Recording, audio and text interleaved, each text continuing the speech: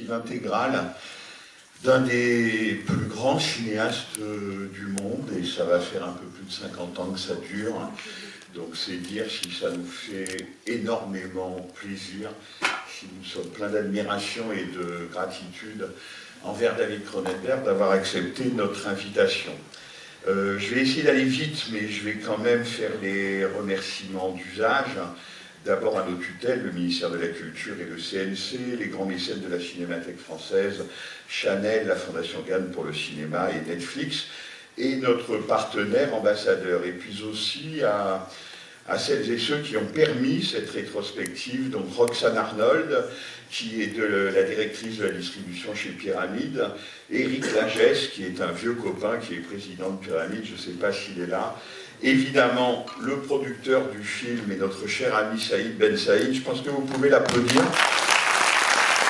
parce que si David Cronenberg continue à faire des films, je pense que Saïd n'y est pas pour rien. Donc merci à Saïd, à toutes les équipes de SBS Productions, merci beaucoup à Alexis Delage-Toriel de Hopscotch Cinéma, merci à Anthony Vaccarello et toutes les équipes de Saint-Laurent Productions. Merci à Martine Katz, qui doit être par là également au titre de la production du film, et toutes les équipes de Prospero Pictures de nous avoir permis d'organiser cette belle avant-première. Quelques mots sur ce qui va suivre. On va montrer tous les films de David Cronenberg depuis 1969. 1970, donc quand je vous parle de 55 ans, ça fait vraiment 55 ans. Jeudi prochain qui vient, il y aura la projection de La Mouche à 18h30, donc le jeudi 23 janvier, et ensuite j'aurai le plaisir avec Bernard Benoliel d'aider David Cronenberg, il n'a pas besoin d'aide, pour une leçon de cinéma ici dans cette salle Henri Langlois. Samedi 25 janvier à 14h30, il y aura la projection du film History of Violence, et ensuite David Cronenberg s'entretiendra avec Jean-François Roger. Le dimanche 26 janvier à 14h30, Les Promesses de l'Ombre, suivi d'un dialogue avec Viggo Mortensen. Le samedi 1er février à 15h, Mathieu Amalric viendra présenter Cosmopolis. Et enfin, le samedi 1er février à 21h, Léa Seydoux viendra présenter Les Crimes du futur. Quelques mots, sans être trop long, parce que je voudrais vraiment laisser la parole au maître, sans trop attendre. David Cronenberg représente évidemment à lui tout seul tout un pan de l'histoire du cinéma. Donc on a vraiment l'impression, en le recevant ce soir à la Cinémathèque, de recevoir le cinéma lui-même. Mais c'est d'autant plus important que ce n'est pas un cinéaste américain, ou alors il est américain au sens où ce continent s'appelle l'Amérique. Mais c'est un cinéaste canadien qui a inventé son cinéma et son écriture quand même un peu au milieu de nulle part. Et c'est dire la détermination de cet artiste, de cet homme, à imposer sa vision des choses, à imposer sa vision du monde. Et la très belle bande-annonce que vous venez de voir vous a proposé quelques-unes de ces visions. Donc j'espère que certaines d'entre elles déjà ont contribué à vous faire frémir. Il commence vraiment à faire parler de lui dans les années 70-80. Les années 70-80, c'est un moment où le cinéma fantastique, même le cinéma d'horreur, est extrêmement à la mode. Et donc David Cronenberg va travailler ce genre, déjà avec une très grande singularité, déjà avec une très grande audace, et en inventant, oui, des images de cinéma qui restent inoubliables. Je me souviens par exemple qu'à la sortie de Scanners, tous les métros parisiens étaient couverts d'une affiche où on voyait le personnage qui explosait sur lui-même. Et on se souvient aussi, à cause de ça, de la sortie des films de Cronenberg, c'est qu'à chaque fois, c'était un événement. Mais il avait une façon d'aller toujours un peu plus loin, de pousser le bouchon toujours un peu plus loin, de défier toutes les censures aussi, d'essayer de prendre les effets spéciaux, non pas pour faire du tape à l'œil, mais se servir vraiment des effets spéciaux pour raconter une pensée. Peut-être qu'avec David Cronenberg, les effets spéciaux au cinéma sont devenus pensées, et ainsi, il nous disait le fond des choses de son cinéma. C'est-à-dire comment justement l'intellect, comment la pensée, comment l'imaginaire, comment la méditation finisse par influer sur le corps lui-même. Si vous voulez en savoir plus là-dessus, je vous invite à lire le très beau texte de notre ami Mathieu Macheret dans le programme de la Cinémathèque, qui parle très bien de ce lien constant et très fécond entre la pensée et le corps chez David Cronenberg. Et puis ce qui est aussi très impressionnant chez lui, c'est cette façon de ne jamais se répéter.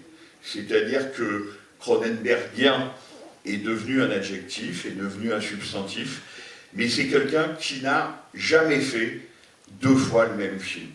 Et qui parfois même a pris ses fans, nous autres, à rebrousse-poil. Je me souviens par exemple d'un film qui s'appelle Spider, qui n'est pas son plus connu, que j'aime infiniment, où on est dans le macro, c'est-à-dire que comme son titre l'indique, le personnage, comme un personnage de Samuel Beckett, se débat dans une toile d'araignée de quelques mètres carrés. Et à côté de ça, il y a des films d'une ampleur folle, comme Crash, par exemple, dont les images continuent à nous fasciner.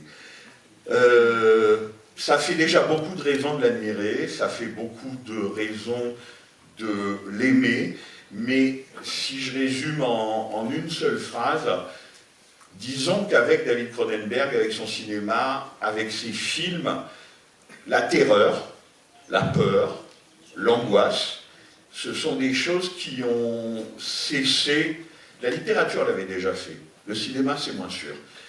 Ce sont des choses qui ont cessé d'être extérieures, mais qui sont devenues purement intérieures. Tapis en chacun de nous, tapis en chacun de nous autres. Et si ces films parfois nous font peur, mais aussi nous fascinent, c'est qu'ils parlent de ça, de ce qu'on ne contrôle pas à l'intérieur de nous-mêmes. Parfois on l'appelle l'inconscient, parfois on l'appelle pulsion, mais profondément, c'est ce dont il traite. Pour toutes ces raisons, merci d'accueillir très chaleureusement David Cronenberg.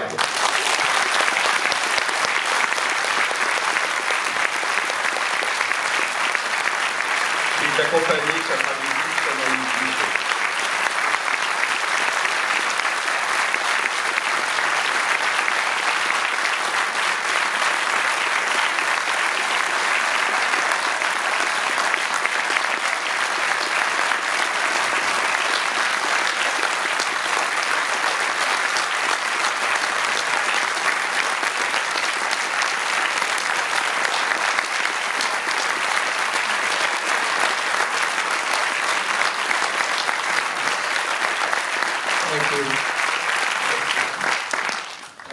Well, after that introduction, I have nothing to say. He said everything I could possibly say. Bon, après une telle présentation, je crois que j'ai plus rien à dire. Frédéric a tout dit. It's a great honor to be here. The Cinematheque has really been a part of my inner cinema for so many years. Merci, c'est un honneur d'être ici. La Cinémathèque est vraiment quelque chose qui fait partie de mon cinéma intérieur. And I certainly never imagined that I would be honored this way, and it's really very emotional for me to be here. Et je n'aurais certainement pas imaginé être célébré comme je le suis aujourd'hui, et c'est pour moi très émouvant. This retrospective really does gather together everything that I've ever done, and that is terrifiant. Cette rétrospective rassemble tout, l'intégrale vraiment de toutes mes œuvres, et c'est tout à fait terrifiant. When I think that some of the things that you will see I made half a century ago, it's really quite astonishing. But I will remind you that I am exactly the same age as Joe Biden. So if I seem to be a little confused, you know why.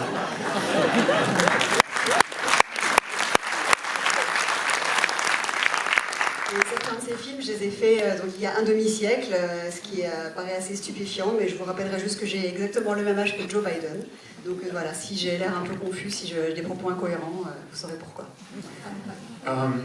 We're here to see the Shrouds, Les Danseurs, and I'm always it's always difficult to introduce a film that your audience has not yet seen. Dans ce film Les Linceuls, c'est toujours difficile de présenter un film que le public n'a pas encore vu. One of the reasons is that I don't want to spoil the movie for you by saying anything too specific and shaping your reaction to the film. Et d'abord parce que je n'ai pas envie de vous spoiler l'histoire, de vous donner des éléments trop précis qui façonneraient peut-être votre vision du film. The other reason is that I made this film so long ago that I actually don't remember anything. Et une autre raison, c'est parce que ce film, je l'ai fait il y a tellement longtemps qu'en fait, j'ai tout oublié. I've read in the press that it's very autobiographical, but I don't know because I don't remember any of the things in my life either. So it's possible that some of the dialogue in this film comes from my life, but I'm not sure. Even if it was somewhat autobiographical, as soon as you start to write the screenplay, you are creating fiction, no matter where the inspiration comes from or how it's shaped your filmmaking.